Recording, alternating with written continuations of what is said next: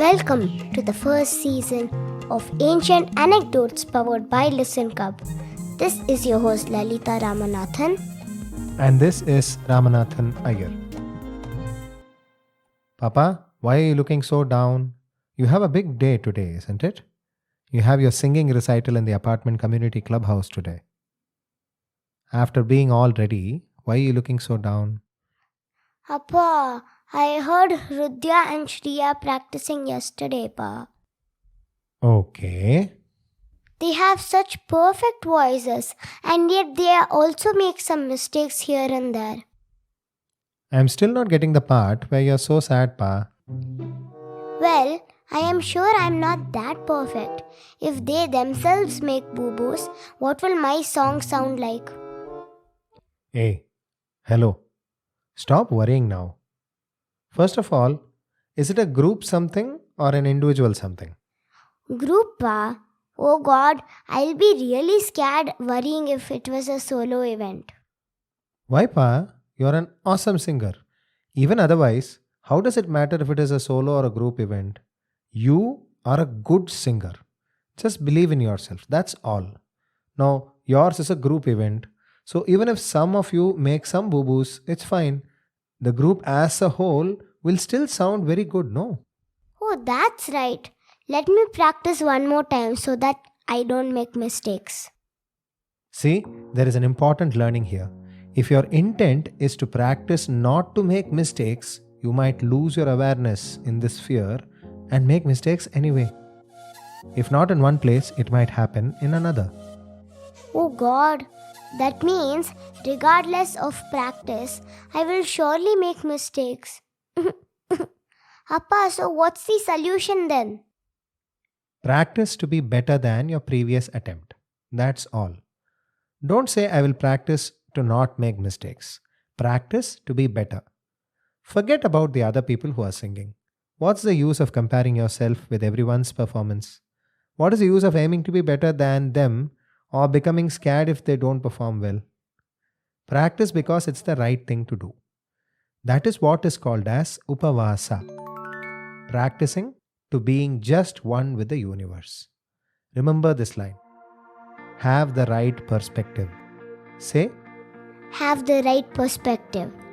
Appa, I feel much better already. How did you do that?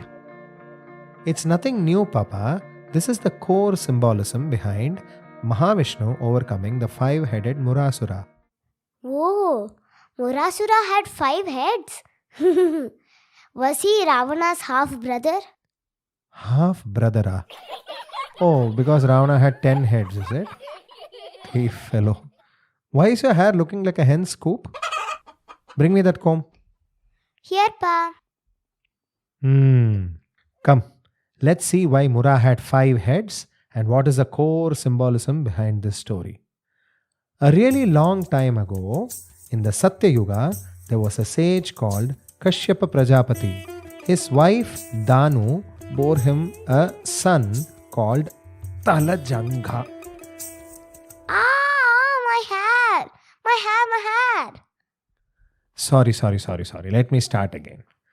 Once upon a time, in a realm where gods and demons clashed, there lived a formidable demon by name Mura. His origin could be traced back to Kashyapa Prajapati and his wife Danu, both revered figures in the lineage of Brahma. Born to the terrible Talajanga, Mura ruled from his capital city of Chandravati. Indro vacha purvam babhuva devesha brahmavamsha samudbhavaha talajangastu namna cha atyugropi mahasuraha tasya putro hi vikyato muranameti danavaha atyutkato mahaviryo devatanam bhayankaraha puri chandravati namna tatra sthane vasatyasau nirjita devata sarva स्वर्गातेन विवासिताः. In the ancient pages of the Padma Puranam, during the Rajasuya sacrifice preparation time, Yudhishthira was briefed about Lord Mahavishnu's encounter with Mura by none other than the revered Lord Krishna himself. Krishna's account of the incident began when Mura stumbled upon a gruesome sight that sent shivers down his spine. A colossal heap of lifeless asura bodies. These were his brethren, vanquished by the relentless Devas. The Devas had the unfair advantage of being immortal due to the consumption of Amritam, the ambrosia obtained from the milk ocean. As Mura, an asura, was not immortal, the sight filled him with a profound dread of death, an emotion he had never experienced before. He realized the undeniable truth of mortality. Even the mightiest of beings could meet their end. It was a revelation that would haunt him, prompting him to embark on a journey of penance. Yudhishthira uvacha utpanna sa katham deva punyacha ekadashi tithi katham pavitra vishve asmin katham vai devata priya Shri Bhagavanu Vacha Pura Krita Yugo Partha Muraname Tidanavaha Atyadbhuto Maharaudraha Sarvadeva Bhayankaraha Indropi Nirchitastena Sarvadevastarnripa Mahasurena Tenaiva Mrityuna Chaduratmana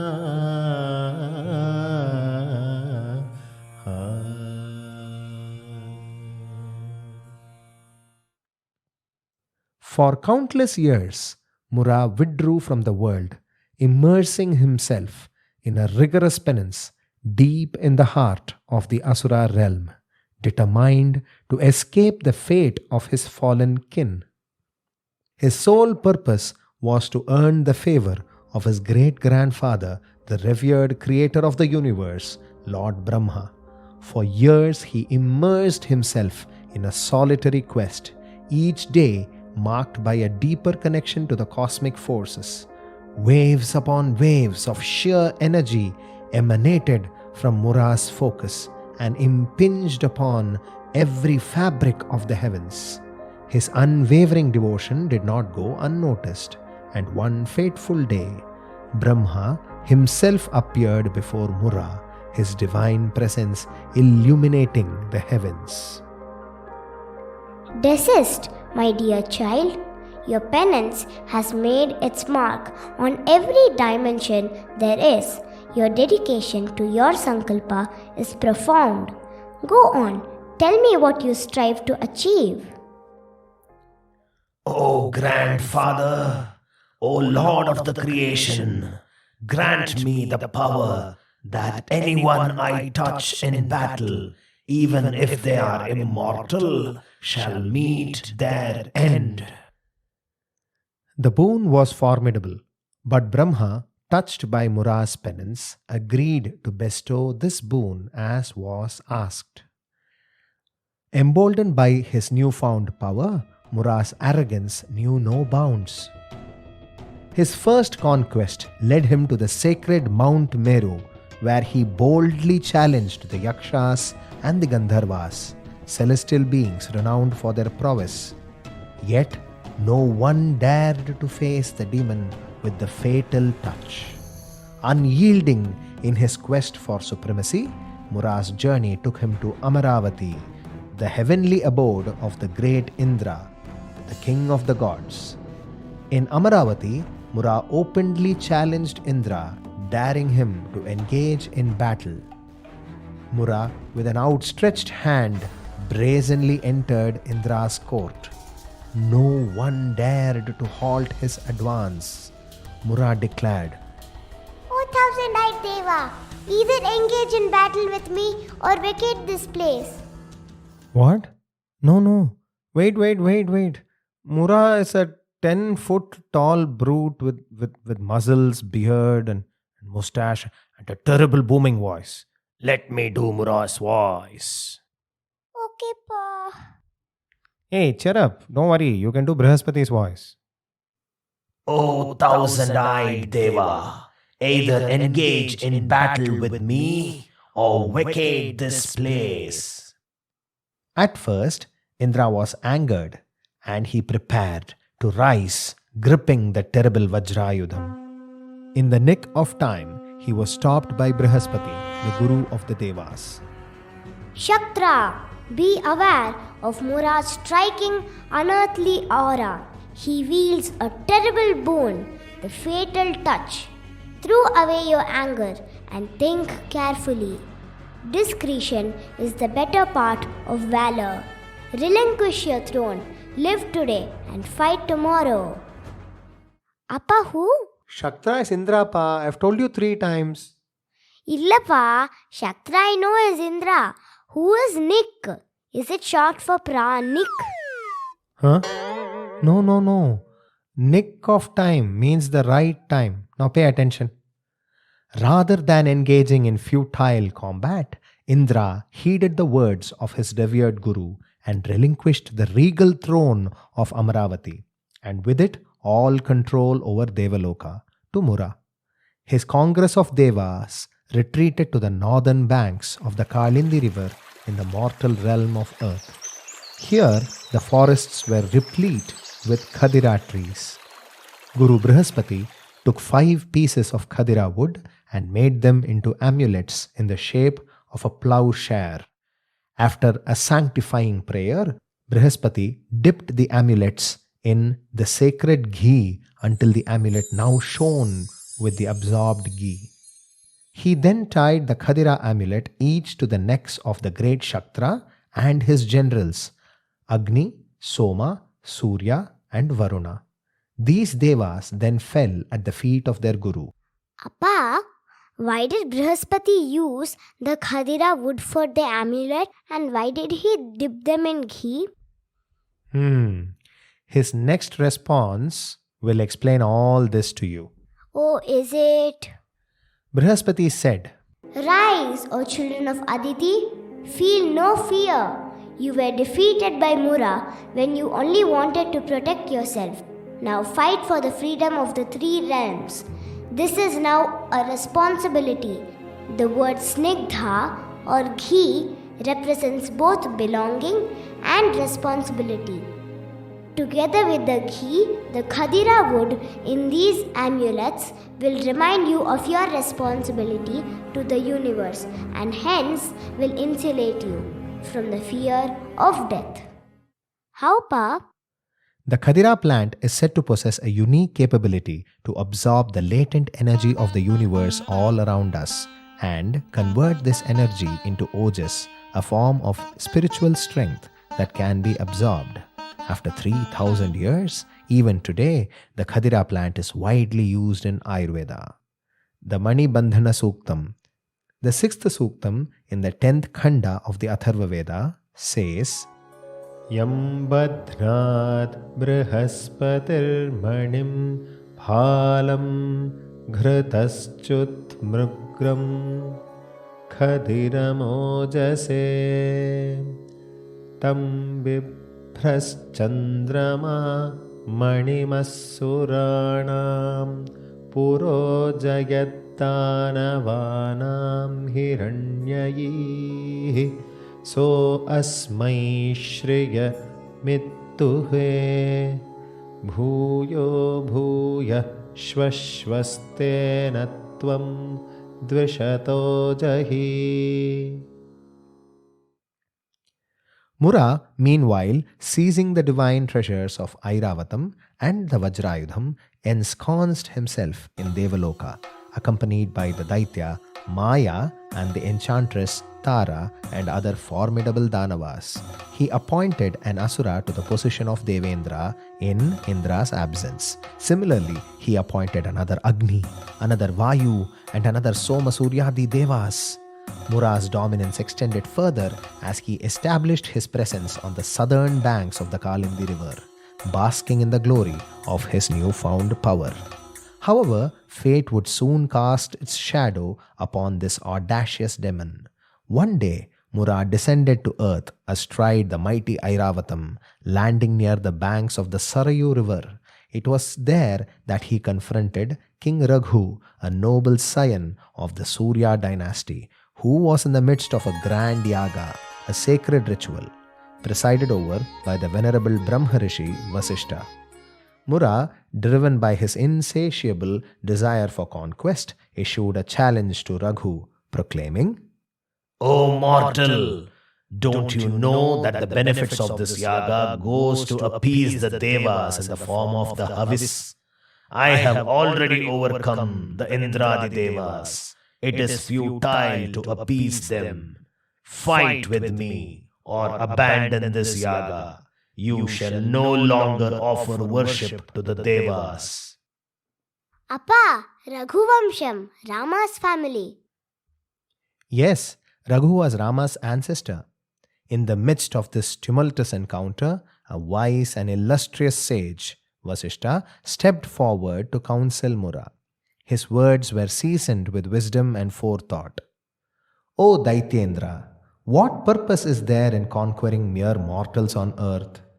Seek victory over those who are never defeated.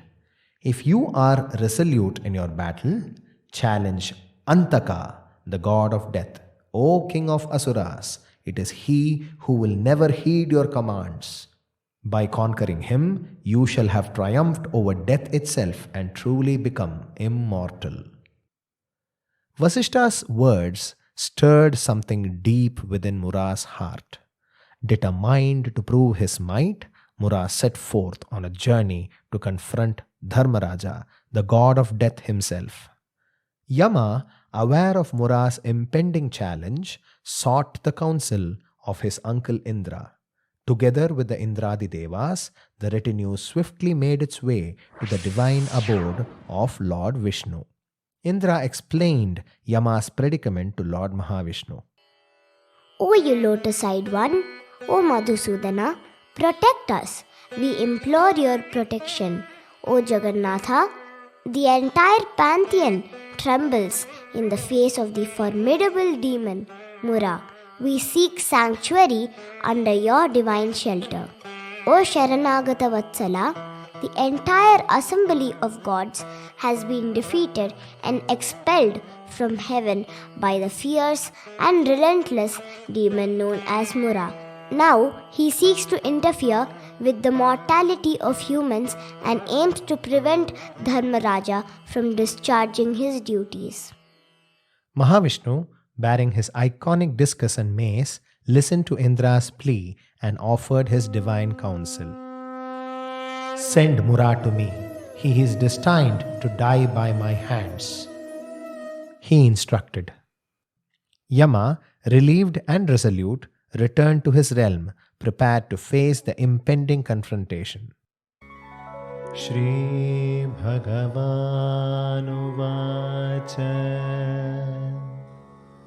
Redhanavadurachar Mama Bahum Nirikshaya Tataste Sammukha Sarve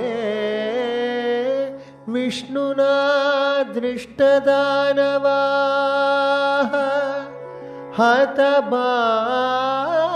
Hatabanaihi जाताश्च भयविह्वलाः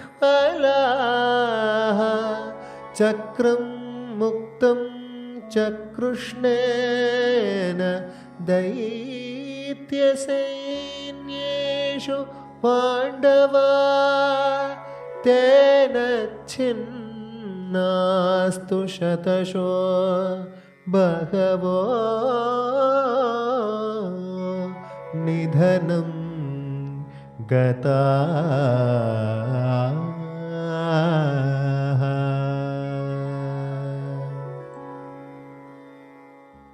In a day's time, Mura reached the gates of Yamaloka. Mura faced Dharmaraja and asked him, O Antaka, I hear you are the reason people die in various realms. Death is the ultimate foe, but you are somehow immortal. I have a boon just for the likes of you. Before you can take another life, you must face me in combat. In case you win, you may continue with your responsibilities. But if you fail, you must cease your mortal reaping, or I shall sever your head. Dharmaraja responded, Mura, had you been the one who appointed me, I would gladly obey, yet I am bound by another's will. What? Death is the ultimate power over everything. Who wields superior authority over death? Who commands you? Reveal their name, and I shall surely conquer them. Yama disclosed, Haven't you heard about Lokanatha Janardhana Mahavishnu who resides in Shvetadvipa? He is the supreme of all gods. He is the one who commands me. Mura, filled with determination, raised his trident menacingly over his huge shoulders and declared, I shall proceed to Shvetadvipa, to the Milk Ocean. But in the meantime, you must halt your work of death. Yama bowed down in feigned respect, saying, Go and emerge victorious. If you defeat him, I shall abide by your directives. Filled with resolve, Mura embarked on his journey to confront Mahavishnu, unaware that a grand cosmic drama was about to unfold and that his fate would soon be sealed. Mura marched to Vaikunta with a massive contingent of asuras and siege weaponry that would chill the onlooker. He charged the entrance of Shvetadvipa, blowing the conches of war. Lord Mahavishnu appeared in his cosmic battle form in response. The Devas also materialized on the side of Mahavishnu, wearing Brihaspati's blessed Kadira amulets. Lord Mahavishnu unleashed a barrage of divine arrows that struck fear into other demons. Even though his mighty warriors fell one by one, Mura bravely fought on relentlessly. Single-handedly, he bested every last Deva and even managed to counter every attack from Lord Mahavishnu. A prolonged and fierce battle ensued, lasting 1,000 divine years. As 1,000 years passed, Vishnu, deep in thought, suddenly realized that he himself needed respite now that all other Devas had fled. Mahavishnu even felt that he was on the brink of defeat. Granddad used to tell us that Mahavishnu is said to have retreated to current-day Badarikashrama into a cave called Simhavati, measuring 12 yojanas in length, with only one entrance. Vishnu entered the cave and laid down to rest. Although the day had closed for battle, the relentless Mura pursued Lord Mahavishnu into the cave as well. Mura beheld the supine form of the Lord. Appa, what is supine? Lying down posture, Pa. The word supine is said to have come from the Sanskrit word suptaha. Awesome, no? Oh, yes, Pa. Anyhow, believing that he now has Vishnu in a checkmate situation, he rejoiced, thinking, I shall undoubtedly slay the source of fear for all demons. विष्णुश्चिन्तां प्रपन्नश्च नष्टाः सर्वाश्च देवताः विष्णुश्च निर्जितस्तेन गतो बदरिकाश्रमम् गुहासिंहावती नाम तत्र सुप्तो जनार्दनः योजनद्वादशवती एकद्वारा च पाण्डव तस्यां विष्टः प्रसुप्तश्च दानवो हन्तुमुद्यतः महायुद्धेन तेनैव श्रान्तोऽसौ योगमायया दानवः पृष्ठतो लग्नो प्रविष्टः सतता गुहां प्रसुप्तं तत्र मां दृष्ट्वा दानवो हर्षमागतः इत्थं मां निर्जितं मत्वा प्रविष्टं शङ्कया हरिं निस्सन्देहं हनिष्यामि दानवानां भयङ्करं निर्गता कन्यका तत्र विष्णुदेहाद्युधिष्ठिर रूपवती सुसौभाग्या दिव्यप्रहरणायुधा तस्य तेजोंशसम्भूता महाबलपराक्रमा दृष्टा सादनवेन्द्रेण मुरनाम्ना धनञ्जय युद्धं समाहितं तेन स्त्रिया चैव प्रयाचितं कन्याका युध्यते तत्र सर्वयुद्धविशारदा हुङ्कारैर्भस्मसाज्जातो मुरनामा महासुरः निहते Danve तस्मिंस्तत्र देवस्त्वबुध्यत. Suddenly, a blinding light met Mura's eyes. Startled by the blinding brilliance, the demon instinctively shielded his eyes and coiled up into a ball. As a radiant maiden emerged from Mahavishnu's body, she blocked Mura's progress. Recovering from the light, Mura growled at the maiden. You foolish woman!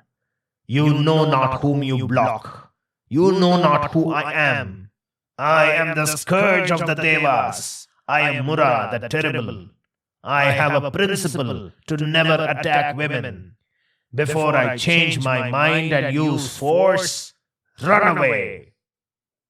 This divine damsel was not moved. She stood her ground. Oh, what a sight she was to behold! She possessed extraordinary beauty and divine weapons.